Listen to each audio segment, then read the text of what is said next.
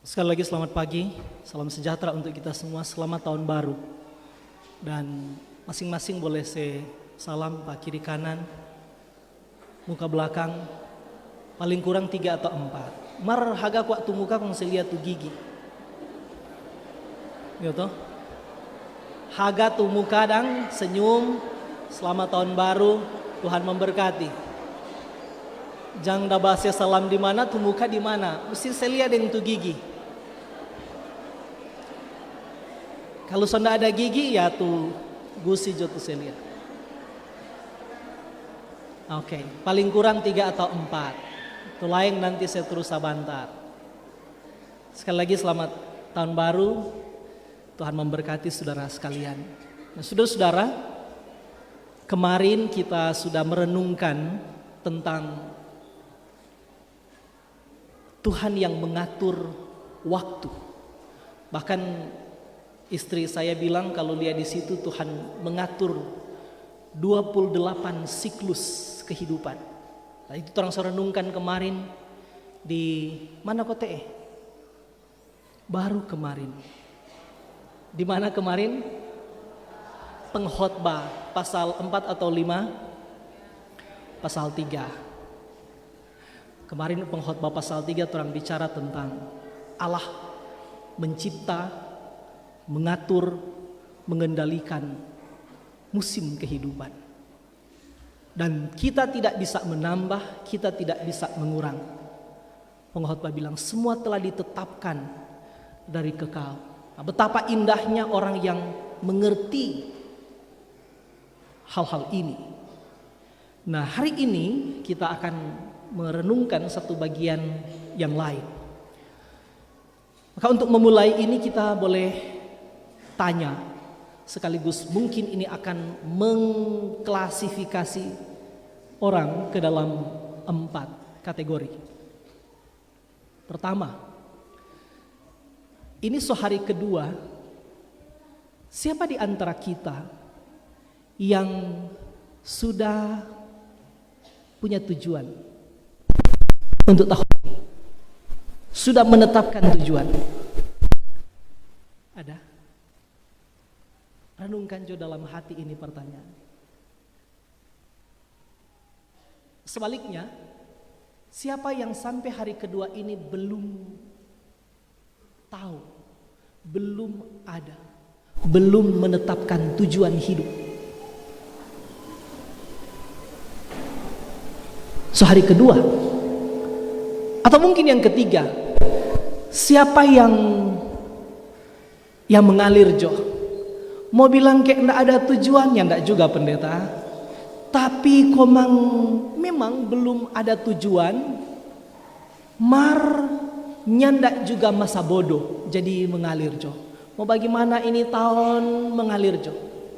Saudara di mana? Belum ada tujuan, sudah ada tujuan, atau mengalir saja? Ini penting. Seorang bernama Thomas Carlyle, dia bilang begini: manusia yang tidak punya tujuan itu ibarat kapal tanpa kemudi. Suatu kesia-siaan, suatu kehampaan, bukan manusia yang sebenarnya. Wah, itu kalimat, coba kita ulang ya. Ini kata-kata yang saya kutip dari Thomas Carlyle. Manusia yang tidak punya tujuan itu ibarat kapal tanpa kemudi. Nah, saudara bayangkan kapal, namanya kapal, bukan bahtera. Beberapa hari lalu di suatu ibadah penghiburan kita udah bilang memang beda tuh kapal dengan bahtera. Salah satu yang membedakan kapal dengan bahtera adalah di bahtera itu waktu Tuhan suruh, siapa tuh udah baking bahtera? Nuh waktu baking bahtera ada satu yang Tuhan tidak suruh baking. Yang diberitahu di situ hanya berapa tingginya, berapa lebarnya, berapa panjangnya, harus buat tingkatan-tingkatan. Tapi satu yang Tuhan tidak pernah suruh baking dan juga Nuh tidak pernah baking, yaitu kemudi. Jadi bahtera itu ndak usah bayangkan sama dengan kapal. Salah satu yang paling penting yang membedakan bahtera dengan kapal adalah bahtera itu tidak punya kemudi, kapal itu punya kemudi. Sudah tahu kenapa? Ini berarti membedakan bagaimana itu dikendalikan. Kapal punya kemudi, maka berarti yang mengendalikan arah adalah apa dia namanya? Nakoda. Markwa kita udah bilang di ibadah, sebenarnya bukan tuh nakoda tuh kendalikan tuh kapal. Ada yang lebih tinggi otoritasnya di kapal, ada yang lebih tinggi dari nakoda. Siapa dia? Kapten. Jadi sebenarnya dia juga cuma dengar perintahnya kapten. Tapi oke, entah kapten atau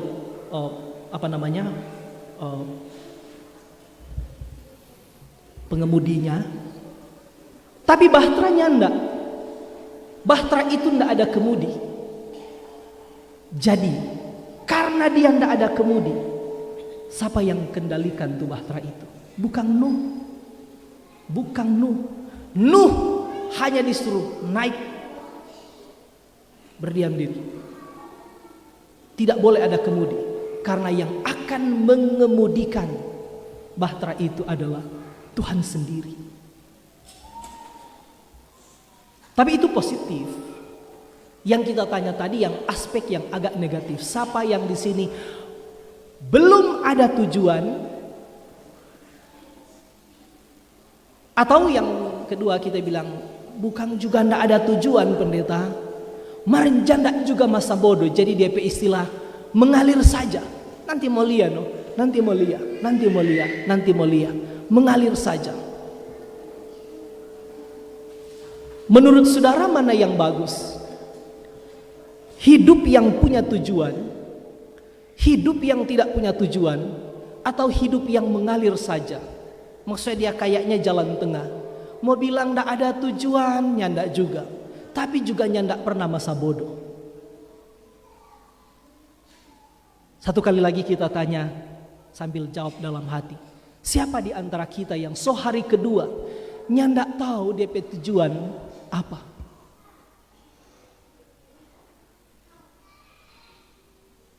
Atau sebaliknya, kita tahu kita punya tujuan apa? Satu kali lagi kita kutip untuk ketiga kalinya tuh Thomas Carlyle bilang, hidup yang tidak punya tujuan, manusia yang tidak punya tujuan, bahkan gereja yang tidak punya tujuan, itu ibarat kapal yang tidak punya kemudi. Itu adalah kesia-siaan, itu adalah kehampaan, itu adalah bukan manusia yang sebenarnya. Jadi kita ulang ya, pengkategorian. Satu, tidak punya tujuan atau tidak tahu tujuan atau tidak ada tujuan. Yang kedua, mengalir saja. Yang ketiga, punya tujuan yang jelas, yang akurat, yang terukur. Termasuk sangat berbahaya kalau orang gereja ini tidak ada tujuan. Dan ini harus menjadi kesadaran bersama. Tapi sebenarnya ada kategori keempat. Kalau yang pertama apa? Tidak punya tujuan. Hidup tidak ada tujuan. Gereja tidak ada tujuan. Yang kedua, mengalir saja, menyesuaikan dengan apa yang mau terjadi. Juga gereja kalau begitu bahaya. Yang ketiga apa? Punya tujuan. Dan itu jelas. Punya tujuan hidup. Aku tahu apa tujuanku. Kita tahu apa tujuan kita. Aku tahu apa tujuan rumah tanggaku. Kami tahu apa tujuan rumah tangga kami. Mari kita bilang sebenarnya ada yang keempat. Dan ini yang benar, yang keempat. Apa? Yang keempat ini bukan apa tujuanku, tapi apa tujuan Tuhan dalam hidupku. Nah, di seluruh Alkitab paling kurang Nanti kalau operator boleh bantu, nanti bantu. Saya akan ajak orang untuk merenungkan. Sebenarnya di dalam seluruh Alkitab paling kurang ada 5 tujuan Tuhan bagi hidup kita. Ada 5 tujuan Tuhan menciptakan kita. Sekaligus itu menjadi tujuan gereja ada di muka bumi ini. Orang kalau tidak menyadari tujuan hidup, termasuk include di dalamnya tujuan gereja, akan banyak yang sia-sia, akan banyak kerugian. Contoh praktis. Orang sodi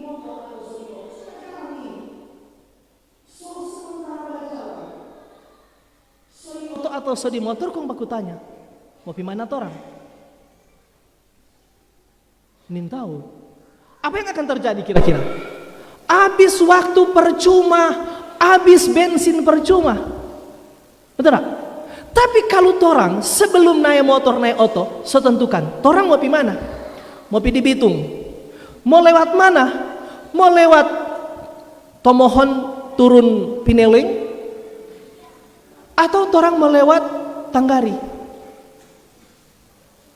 Tidak banyak energi yang akan menjadi sia-sia, tidak banyak waktu yang terbuang sia-sia.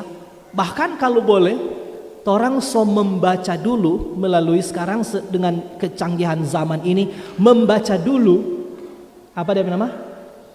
Google Maps.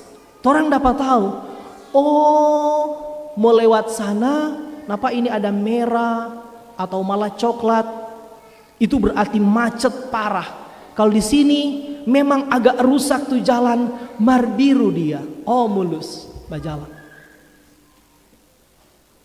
Saudara bandingkan, begitulah kehidupan yang tidak punya tujuan. Ada bajalan, mar tidak ada tujuan. Nah itu sebabnya bagi saya sebagai pendeta, sebagai hamba Tuhan, betapa penting mengajak kita semua untuk memikirkan ulang, bukan tentang apa tujuanku, tetapi apa tujuan Tuhan dalam hidupku. Bukan apa tujuan kita, tapi apa tujuan Tuhan bagi kita. Bukan tentang apa tujuan gereja, tapi apa tujuan Tuhan bagi gereja di muka bumi ini. Ini yang jauh lebih penting. Sehingga orangnya tidak mungkin tidak ada tujuan. Orangnya tidak mungkin. Yang kedua apa? Mengalir saja. Itu perlu kelincahan yang luar biasa, tapi tetap berisiko. Atau juga ada tujuan tujuan pribadi. Ada tujuan diri sendiri. Dan karena itu kita tegaskan ulang, yang paling benar adalah apa tujuan Tuhan dalam hidupku, apa tujuan Tuhan dalam hidup kita. Hanya dengan mengetahui apa tujuanku, apa tujuan Tuhan dalam hidupku, apa tujuan Tuhan dalam hidup kita, apa tujuan Tuhan bagi gerejanya, maka kehadiran kita tidak menjadi sia-sia. Kehadiran kita tidak menjadi hampa. Kehadiran kita bermakna di muka bumi ini. Sekarang, apa tujuan Tuhan dalam hidup kita?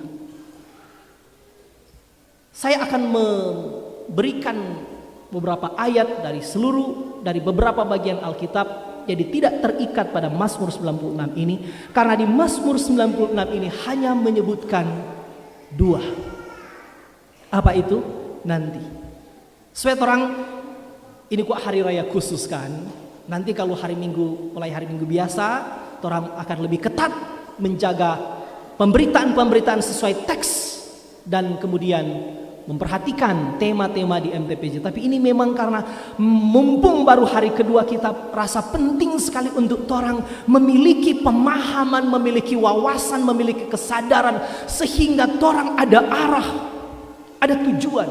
Tapi bukan tentang orang pe tujuan, tapi tentang Tuhan pe tujuan dalam kehidupan kita. Yang pertama, Nanti boleh bantu ketik kalau boleh saya muncul di layar supaya karena orang ketik sambil dengar sambil lihat itu lebih kuat daripada cuma sambil dengar.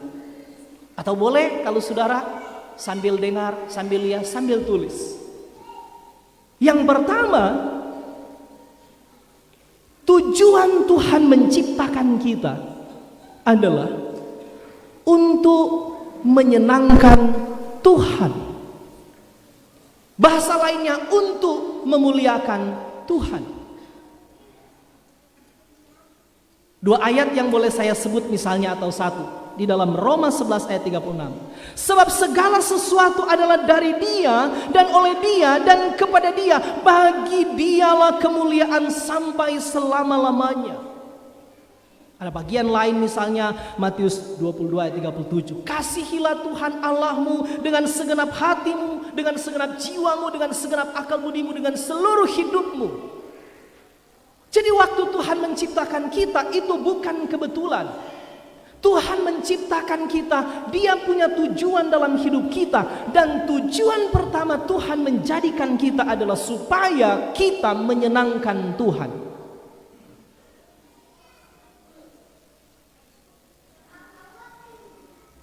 Menyadari orang tujuan ini, saya kira kita akan terhindar dari hal-hal yang kita bilang tadi, sia-sia, hampa. Pertanyaan selanjutnya adalah, bagaimanakah kita bisa menyenangkan Tuhan atau memuliakan Tuhan? Pertama, Tuhan itu disenangkan oleh penyembahan kita. Amin.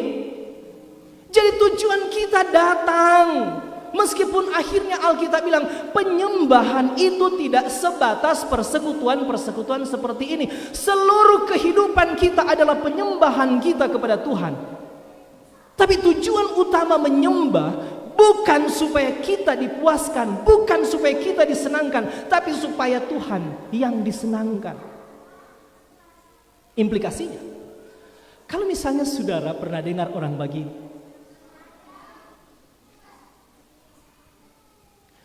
tapi gereja kita tadi rupa tidak dapat apa-apa.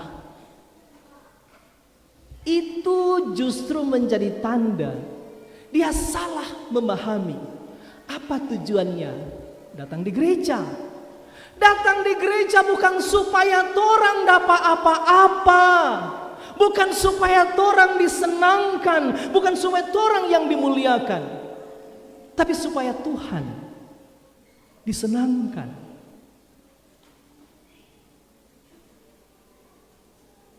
Lagu-lagu bukan untuk menyentuh hati kita. Benar faktanya begitu. Tapi utamanya bukan supaya orang yang disentuh, tapi supaya Tuhan yang disenangkan. Mari mulai bereskan motivasi kita ketika datang dalam penyembahan, bahkan seluruh kehidupan kita. Dan ada aspek-aspek lain yang saya kira penting untuk diingatkan. Kadang-kadang misalnya di ibadah KPI, saudara-saudara memang ini orang mesti agak berpikir lebih itu kan. Ya, saudara tahu kita suka begitu dan nyandak hanya permainan emosi, tapi betul-betul mengajak mari jemaat berpikir bersama. Termasuk saudara harus menguji semua yang saya sampaikan dari mimbar. Harus begitu dong. Kadang-kadang orang mempersempit istilah penyembahan itu. Misalnya, kalau ibadah KPI, pujian dan penyembahan. Orang tua sebelum khotbah ada dulu pujian dan penyembahan. Tapi kemudian ketika periksa lebih lanjut, apa yang terjadi di pujian penyembahan? Yang dimaksud dengan pujian adalah lagu-lagu yang girang-girang, semangat-semangat, tepuk-tepuk tangan, loncat-loncat. Yang dimaksud penyembahan apa? Lagu yang slow. Itu kata tuh penyembahan. Salah. Seluruh ibadah itu, seluruh unsur liturgi itu adalah penyembahan. Doa adalah penyembahan, pujian adalah penyembahan. Pemberian firman adalah penyembahan. Persembahan adalah penyembahan. Semuanya adalah penyembahan. Jadi hati-hati orang menggunakan istilah-istilah itu. Pujian, penyembahan. Jadi pertama, satu kali lagi, Tuhan disenangkan oleh apa? Oleh penyembahan kita. Yang kedua, Tuhan disenangkan oleh ketaatan kita. Tuhan disenangkan oleh ketaatan kita. Yang ketiga, Tuhan disenangkan oleh kesetiaan kita. Penyembahan, ketaatan, kesetiaan. Yang keempat, Tuhan disenangkan oleh penyerahan diri kita secara total kepada Dia. Amin. Itulah Nuh. Waktu dia naik di perahu, sebenarnya dia serahkan sepenuhnya. Mau mana? Ini bukan sesuatu yang sama dengan kita bilang tadi. Mengalir saja, mana-mana jo, ndak ada tujuan, mar juga ndak masa bodoh nyanda. Itu agak negatif. Tapi yang dilakukan Musa adalah betul-betul berserah, bukan pasrah. Berserah penuh. Dalam pengertian tidak meragukan sedikit pun bahwa Tuhan ndak mungkin berdusta. Amin. Ndak mungkin. Tuhan ndak mungkin berdusta.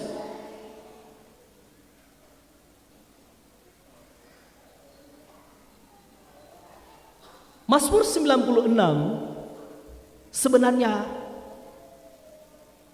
memberi kita poin pada aspek pertama ini. Ajakan bagi jemaat, nyanyilah bagi Tuhan, pujilah Dia, agungkanlah Dia. Untuk apa? Untuk menyenangkan Dia. Torang, siapa yang nyandak senang dipuji? Siapa di antara torang yang nyandak senang dipuji? Terlepas dari, maaf yang berikut ini, terlepas dari ada yang makan puji. Terlepas dari ada yang makan puji, mari kita mau tanya sejujur-jujurnya, siapa di antara orang yang nyandak senang kalau dipuji? Semua senang kan? Begitulah Tuhan. Tuhan kasih orang emosi untuk merasakan betapa senangnya dipuji. Terlepas dari pujian itu betul atau nyandak, tapi semua orang senang dipuji. Karena orang makhluk emosional sama seperti Tuhan. Tuhan senang dipuji. Karena itu pemazmur mengajak. Jadi aspek pertama, karena itu kalau saudara misalnya memberanikan diri untuk membaca beberapa tafsiran terhadap Mazmur 96 ini, ada yang menyebut Mazmur ini adalah Mazmur penyembahan, sekaligus nanti yang kedua ada kaitan dengan tujuan berikut. Ini juga disebut Mazmur misioner, Mazmur pengakuan iman. Jadi tujuan dari dia mengajak, menyanyilah bagi Tuhan.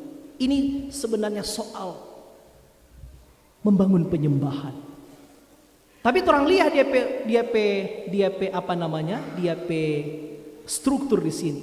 Bagian awal dia bicara tentang menyanyi bagi Tuhan, menyembah, memuliakan Dia, menyenangkan Dia. Penyembahan yang benar akan berdampak pada, saudara periksa di berikut. Ada dorongan untuk memberitakan. Nah ini nanti tujuan kelima. Nanti kita jelaskan sebentar. Pelan-pelan, bersabar akan. Kita ada siap wah ini saudara. Nggak mau bakarang di sini. Kita sudah tahu apa tamu bilang. Jadi bersabar akan. Jadi yang pertama apa? Tujuan Tuhan dalam hidup kita apa? Menyenangkan Tuhan. Tuhan disenangkan oleh apa? Penyembahan, ketaatan, kesetiaan, penyerahan diri penuh. Itu tujuan pertama Tuhan menjadikan kita. Itulah tujuan utama gereja. Itulah tujuan kita sepanjang tahun ini. Itulah tujuan Tuhan dalam hidup kita. Yang harus kita hidupi. Perkuat tuh penyembahan. Kalau saudara mengabaikan penyembahan, saudara kehilangan banyak hal. Kadang-kadang, maaf ya, ini saya tidak bermaksud mengajarkan teologi yang salah. dalam kehidupan torang kalau misalnya puji orang, sesenang orang, kadang-kadang ketika orang telah merasa dipuji, disenangkan, orang kadang minta apa juga dia kasih. Kadang-kadang dia lebih ringan bah kasih. Saya tidak mengatakan kalau orang bikin senang Tuhan, orang minta apapun dia mau kasih. Nyanda, bukan itu ajaran Alkitab, tidak begitu. Tapi maksudnya, masakan Tuhan akan mengabaikan, menelantarkan, menyia-nyiakan orang-orang yang selalu datang untuk menyenangkan dia. Amin. Nyanda. Yang kedua, jadi tujuan Tuhan menciptakan kita, tujuan Tuhan bagi hidup kita, yang pertama menyenangkan dia atau memuliakan dia. Yang kedua, Tuhan menciptakan kita, tujuan kedua adalah menjadikan kita keluarga Allah. Ini kedua. Ayat yang menarik misalnya kalau saudara baca dalam Roma 12 ayat 5. Demikianlah kita semua adalah satu tubuh di dalam Kristus. Atau Efesus 2:19. Dengan demikian kamu bukan lagi orang asing, tetapi anggota keluarga Allah. Tuhan tidak menciptakan kita untuk hidup sendiri. Tapi Tuhan mau membangun kita sebagai keluarganya. Itulah gereja. Torang punya dua keluarga di muka bumi. Keluarga biologi dan keluarga rohani. Keluarga secara biologis kita mungkin akan rusak, mungkin akan hancur, mungkin akan terpisah, mungkin tidak bertahan. Entah oleh kematian, entah oleh berbagai pergumulan. Tetapi keluarga rohani kita akan bertahan sampai di kekekalan. Amin. Itulah sebabnya gereja mesti menyadari ini. Torang dicipta untuk menjadi keluarga Allah. Dan karena itu kalau torang perhatikan di Alkitab muncul istilah-istilah yang menekankan tentang tujuan itu. Misalnya Allah disebut sebagai Bapa dan kita disebut sebagai anak. Kenapa itu istilah penting? Untuk menerangkan inilah kemauan Allah, membangun relasi Bapa dan anak. Atau misalnya kalau orang baca di Efesus pasal 5 atau pasal 6, pasal 5. Kristus disebut mempelai laki-laki dan gereja adalah mempelai perempuan. Membangun kesadaran bahwa orang ini satu keluarga kerajaan Allah. Itulah yang akan memperkuat persekutuan kita. Tapi kalau orang datang hanya memikirkan diri sendiri, tidak ada keluarga saya yakin. Kalau dia pe istri sakit lalu dia pe suami senang-senang, atau dia pe anak sakit lalu dia pe mama papa senang-senang. Idealnya di dalam keluarga satu sakit, yang lain juga ikut merasakan. Yang satu berhasil, yang lain juga ikut menikmati. Begitulah seharusnya gereja. Sehingga tidak ada misalnya orang begini. Di dalam melaksanakan program-program, dorang jo, dia jo. Dia waktu penatua dia jo tu urus. Dia waktu diaken dia jo tu urus. Dia waktu pendeta dia jo tu urus. Tidak begitu. Dorang waktu mau komisi dorang jo. Dorang kan tu panitia pembangunan dorang jo.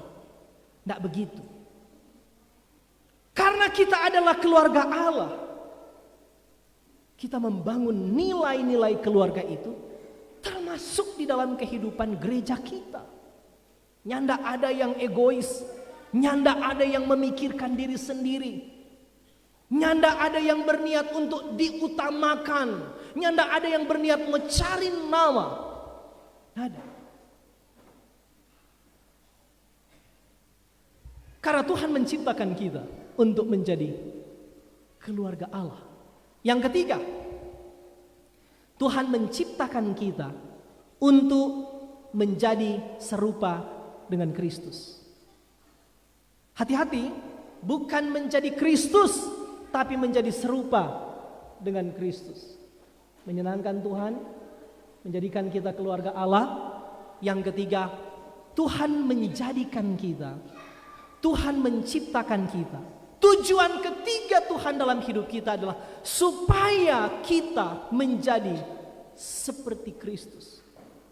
Di mana dia tulis di ayat? Misalnya Roma 8 ayat 29. Sebab semua orang yang dipilihnya dari semula, mereka juga ditentukannya dari semula untuk menjadi serupa dengan gambaran anaknya. Atau Filipi 2 ayat 5.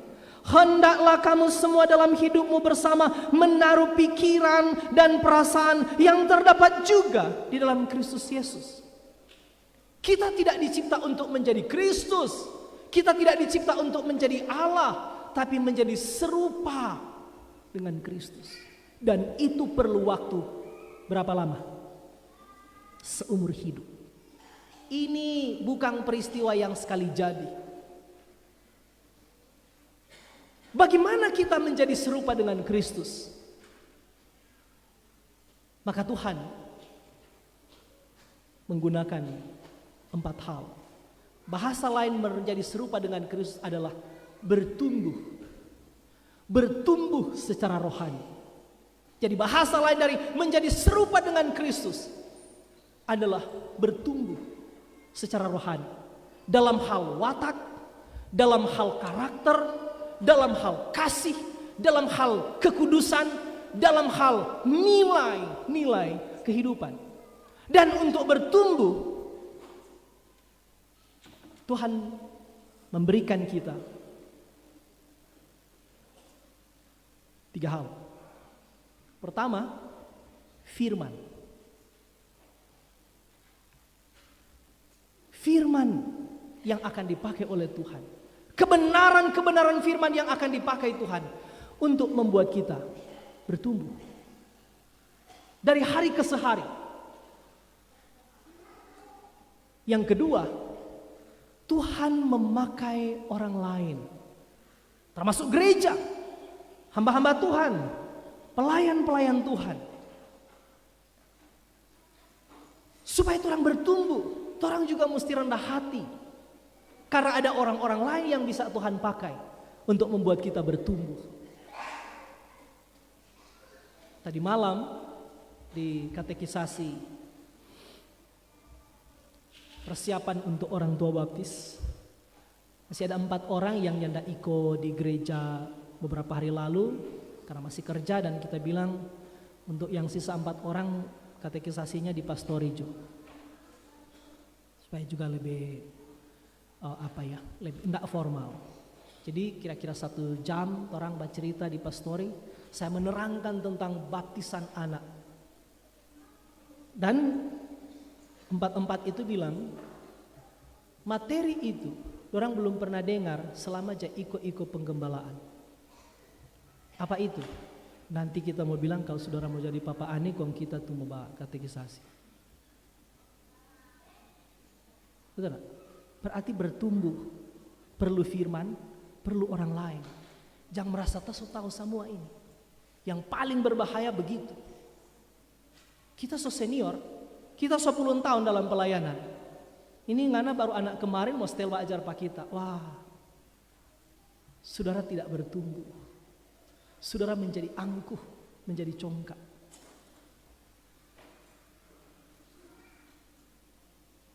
Orang perlu orang lain.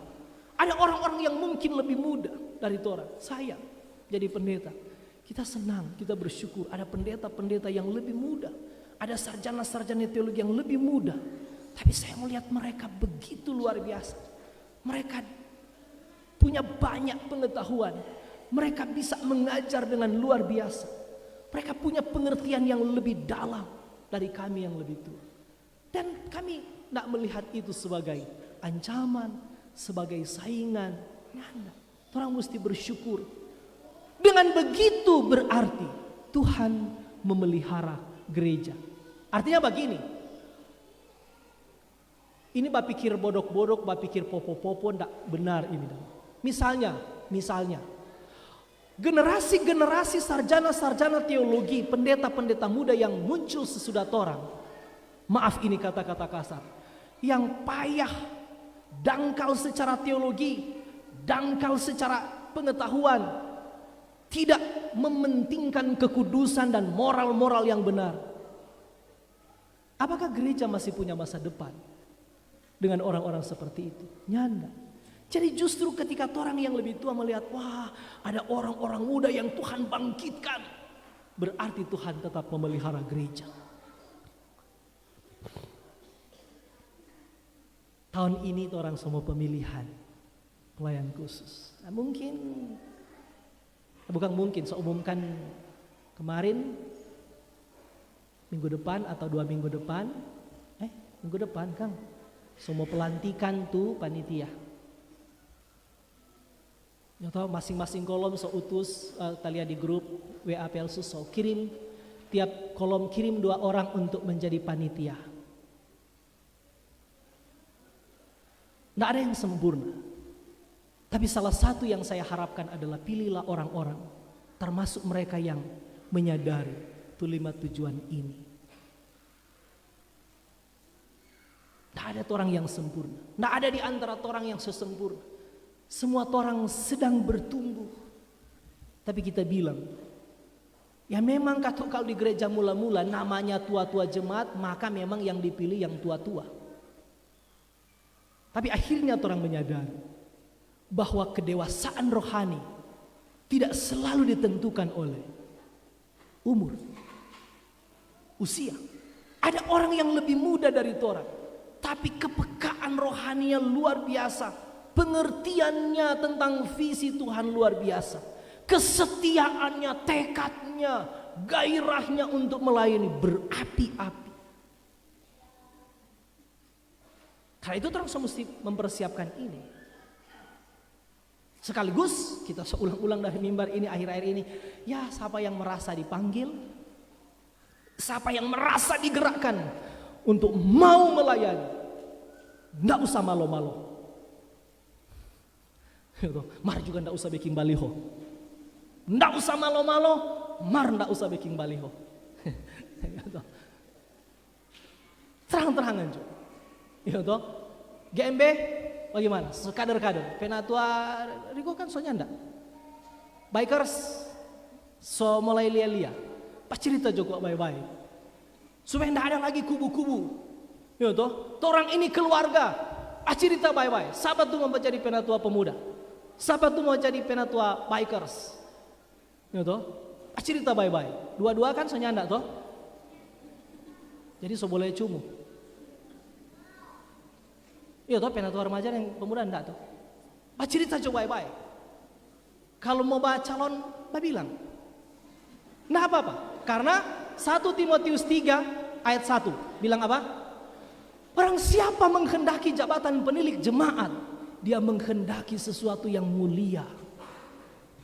Bagus itu niat mulia. Nggak usah rendah hati yang palsu. Kawan, dengar-dengar ada mesti calon. Aduh jangan kita nggak mampu. Mar dia bilang awas kan nggak pilih pak kita. Itu kerendahan hati yang palsu. Jadi bah bilang Jo, apa beda dengan pendeta-pendeta? Pendeta kan pendeta sama kan buat jadi pelayan khusus. Sama juga kita bilang nggak usah pura-pura dan orang. Pendeta nyandak kan dah duduk-duduk di rumah, kong sinode cari-cari, pergi cari, hamilah sut. Karena suka mau jadi pendeta, mari kok berdaftar. Nyandak toh? Torang toh yang berdaftar sendiri toh? Iya toh? Memang torang. Apa beda dengan penatua dan diaken? Lucu torang ini kadang-kadang. Iya toh pendeta ya. Torang dapat mendaftar kok, torang dapat bilang BPMS kita so lulus fakultas teologi, ada magister teologi, ada yang doktor. Kita mau jadi pendeta. Jadi kita siap mengikuti fit and proper test, uji kepatutan dan kelayakan. Diuji, diwawancarai, tes ini sehat mentalnya, sehat rohaninya atau enggak. Gitu. Jangan dia ada gangguan kejiwaan kok mau jadi pendeta kan, bisa kacau ini gereja. Gitu. Tes. Oh lulus. Gitu. Siapa kalau penatua yang dia kendang yang boleh bilang terang-terangan? Menurut kita boleh, karena memang Alkitab dia bilang, barang siapa menghendaki jabatan pelayanan, kan dia memang hati mulia datang. Daripada tuh suka mar pura-pura dang, gitu. Tak apa-apa. Memang dia akan memberi diri, gitu. Akan berkorban, menyadari bahwa kita petugas kalau jadi pelsus misalnya akan berjuang supaya jemaat terus bertumbuh di dalam Kristus. Itu yang kita bilang tadi, orang perlu firman dan perlu orang lain. Antara lain tuh orang lain ini adalah hamba-hamba Tuhan, pelayan-pelayan Tuhan. Sambil dia sendiri harus hidup dalam kebenaran, sambil dia sendiri berjuang untuk bertumbuh, dia punya tanggung jawab untuk menumbuhkan iman orang lain. Ya enggak apa-apa, boleh lirik-lirik siapa nak tuh pat orang pekolom ini. Terlepas nanti mungkin akan ada penataan. Ya atau mungkin enggak ada kan pemekaran ini, malah orang keadaan ini wah sondak seimbang, ada kolom yang kita hadir wah minus sekali, minim sekali. Karena memang tuh keluarga di situ tinggal sedikit, ada yang banyak, mungkin perlu dijaga tuh keseimbangan. Maka saya berharap nanti kalau ada penataan, jangan marah, jangan ngamuk, jangan maraju. Gitu. Apalagi itu alasan, oh pat orang pekolom semuanya aset. Ya bagaimana lah itu orang ini. Gitu. Ne mau mekar, ne mau tatadang, baku bisa karena tuh aset-aset. Oh ada tapi tabungan situ belum ambil semua. Ya, sudahlah, ikhlaskan jo ya, relakan jo di kolom baru. Gitu. Segera-gara itu aset itu tuh tabungan belum kasih semua, penatua belum kasih semua. Sudahlah. Dengan catatan, kalau Tuhan pilih, jangan batolak. Mar kalau Tuhan tidak pilih, jangan bapaksa. Satu kali gimana tadi tanda bilangnya? Kalau Tuhan pilih, jangan batolak. Mar kalau Tuhan tidak pilih, jangan bapaksa. Begitu, sederhana kan? Jadi orang kuat satu keluarga, itu bagaimana lagi?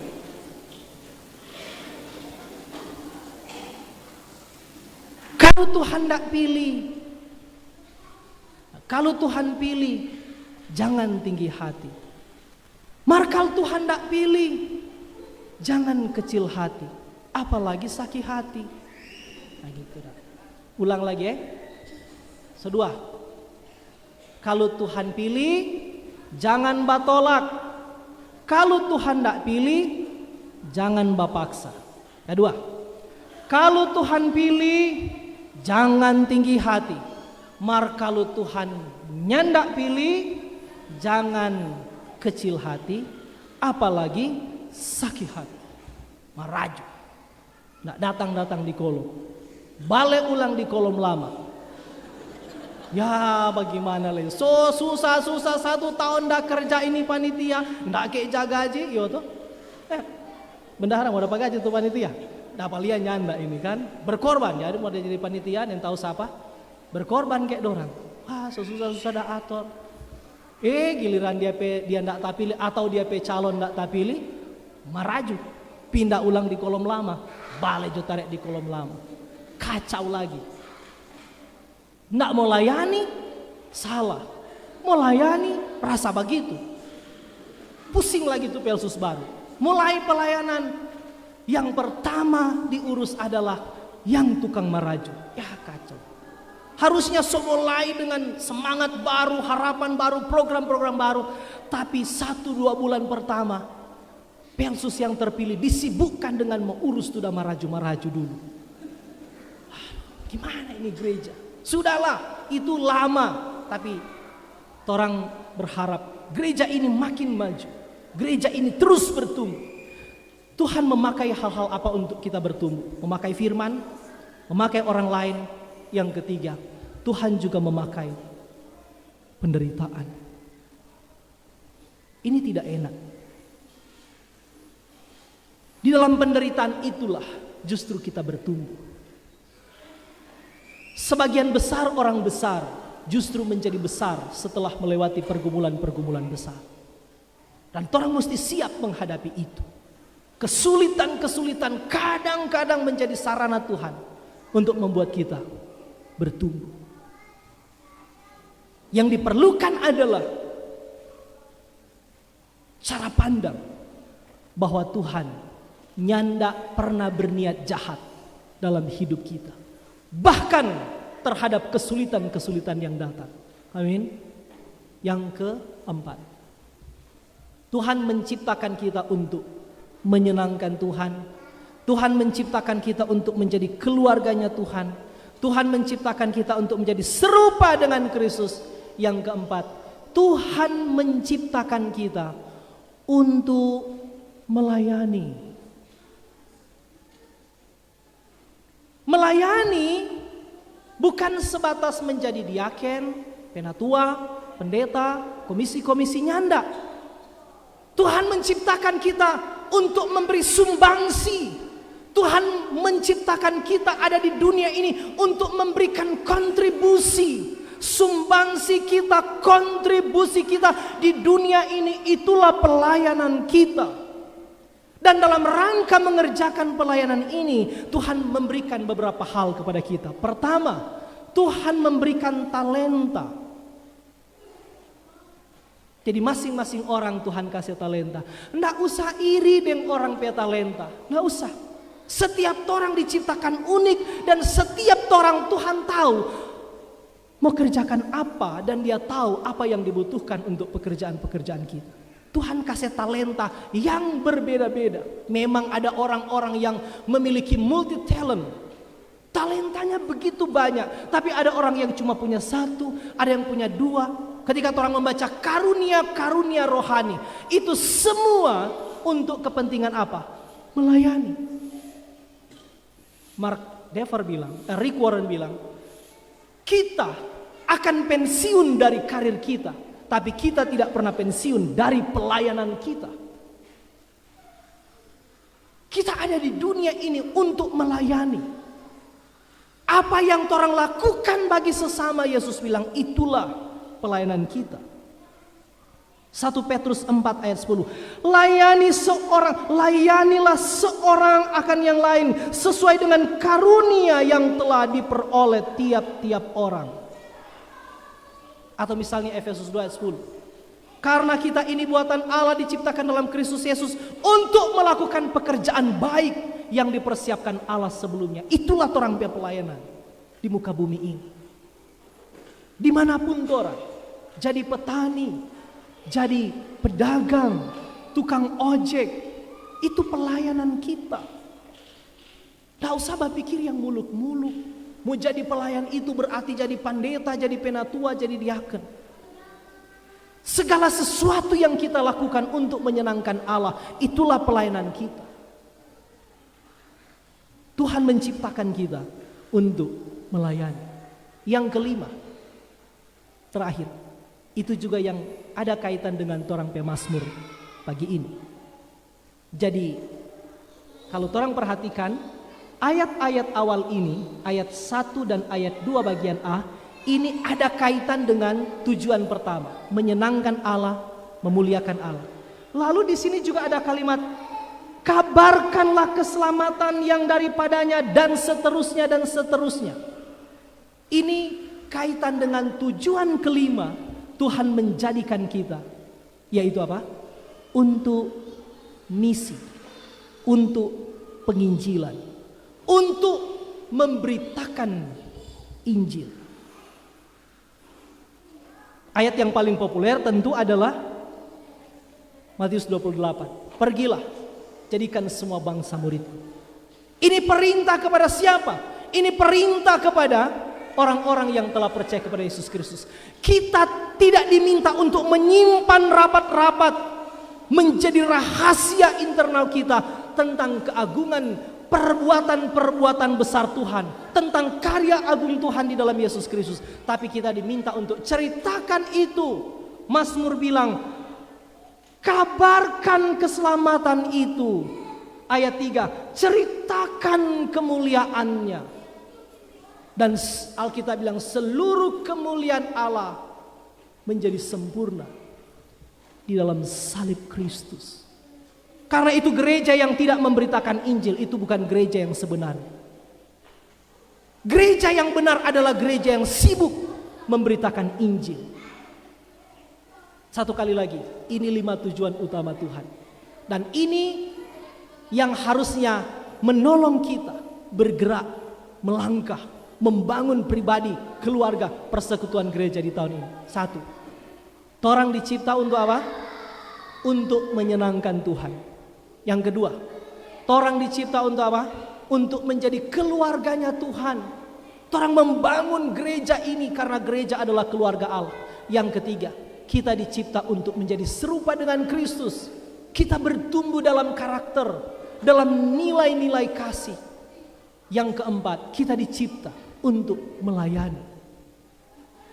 Bahkan Yesus menjadi teladan, dia bilang, aku datang bukan untuk dilayani, melainkan untuk melayani, bahkan memberikan nyawaku menjadi tebusan bagi banyak orang. Pelayanan tidak mungkin tanpa pengorbanan. Maka belajar juga untuk orang berkorban. Tahun ini orang akan mulai proses pembangunan gereja. Tentu ini bukan 1-2 tahun dipaksakan sudah selesai. Tapi upaya-upaya secara sadar, sengaja, sistematis, terukur tahun ini ditetapkan di di sidang majelis jemaat tahun ini orang mau kantin, kantin tiap hari. Orang berkorban. Pelayanan tidak mungkin tanpa pengorbanan. Jangan pelit, jangan koncudu. Karena pelit dan koncudu itu tidak mau masuk surga. Tidak mau masuk surga. Orang-orang pelit, orang-orang koncudu. Betul? Bermurah hatilah, termasuk berkorban untuk kepentingan program-program gereja, untuk pembangunan gereja. Perlu. Jangan torang kan yang mau menikmati. Kalaupun tidak torang mungkin torang sampai anak cucu. Tapi kita berharap to mindset, cara berpikir kita jangan begini. Torang cuma menjadi penikmat, minta orang lain yang berkorban, minta orang lain yang biayai. Jangan. Torang dulu, bertekad dulu, berkomitmen dulu. Kita mau kasih apa? Sekecil apapun saudara pemberian. Tapi setidaknya waktu dia jadi, orang boleh sedikit berbangga. Kita ada suara lala di situ. Kita biar cuma 1 batu ada tanda sumbang situ. Malu orang pesuar lala, kong torang nikmati. Maaf ya ini kata-kata ndak tahu sedap. Tapi 1 kali lagi kita bilang harusnya malu torang. Orang yang ndak basuar lala, torang jadi penonton, tapi kemudian menikmati. Gitu. Berkorban. Ya memang panitia mungkin akan sebajalang proposal dari siapapun, dari pemerintah, dari orang-orang yang siapa yang bersedia rela untuk berkorban. Tapi kita bermaksud torang dulu bertekad. Torang dulu yang bersedia untuk berkorban. Kalau boleh, bahkan bukan kalau boleh, seharusnya dari 100% pembiayaan mestinya yang ditanggung oleh intern jemaat ini lebih besar daripada tuh sumbangan-sumbangan dari luar. Harusnya. Jangan tak putar. Tuh sumbangan dari luar yang torang cari minta di luar lebih banyak daripada yang torang korbankan. Jangan. Saya berharap itu harus menjadi kesadaran bersama.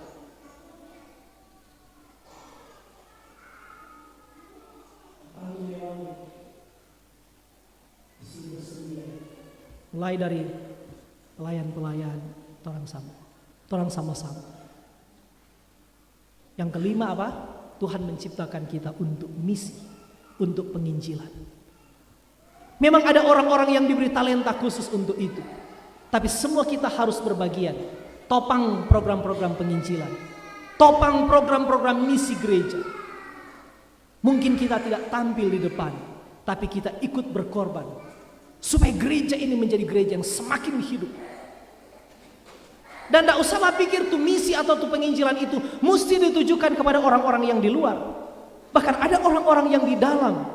Mungkin mereka di dalam gereja tapi mereka belum di dalam Kristus. Dan karena itu hamba-hamba Tuhan secara khusus menyadari target terbesar kita.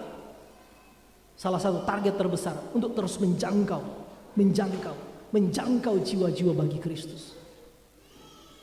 Kami secara khusus pendeta-pendeta yang ditempatkan Tuhan dalam kurun waktu yang relatif singkat di sini akan terus berjuang juga untuk itu. Nah, mulai tahun ini sebagaimana sudah diwartakan beberapa kali, mulai tahun ini tuh pelayanan HUT, khusus tuh pelayanan HUT, ya kecuali kalau ada ibadah kolom, tapi kalau misalnya tidak ada informasi ibadah kolom, orang lain yang akan datangi. Kurang pendeta-pendeta kata atas hasil rapat sidang jemaat digagas di program-program. Jadi terima akang. Ya toh, torang mau cerita tentang Kristus. Torang mau pergi berdoa. Torang nyandak mau cari sampul. Demi Tuhan yang hidup. Torang sudah digaji untuk itu. Jadi jangan ada mau datang tuh pendeta, torang tidak ada apa-apa. Pena bilang juga belum ada pelayanan.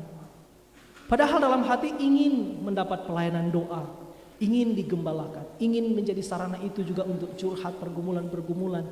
Tapi karena dibebani dengan tidak ada tuh mau kasih Pak Pendeta, pope, kere, enggak. Jadi terima akang tuh orang mau pergi. Jangan tolak karena gara-gara tidak ada sampul. Enggak, orang tidak mau cari-cari sampul. Kalau mau kasih kayak orang tidak mau terima ya.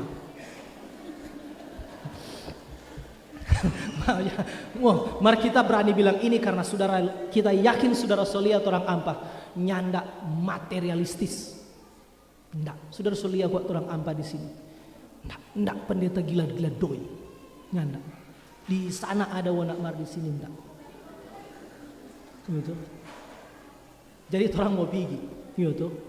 Orang enggak mau pergi cari cookies. Mara kalau mau sadia cookies, kita orang mau terima ya. Gitu. Enggak usah. So air putih lah so cukup. Tapi ini bagian dari apa? Menjangkau jiwa bagi Kristus. Menjangkau jiwa bagi Kristus. Banyak cara yang orang gunakan, tapi salah satu itu adalah akan naik turun rumah. Tujuannya apa? Mencari jiwa. Ada orang-orang yang mungkin sok Kristen, sebenarnya dia tidak mengerti apa tujuan menjadi Kristen. Dan karena itu saya memulai di permulaan tahun ini hari kedua, dan kemudian juga akan terus ditindaklanjuti dalam kerja-kerja pelayanan kita. Tuhan Yesus memberkati. Selamat tahun baru. Amin.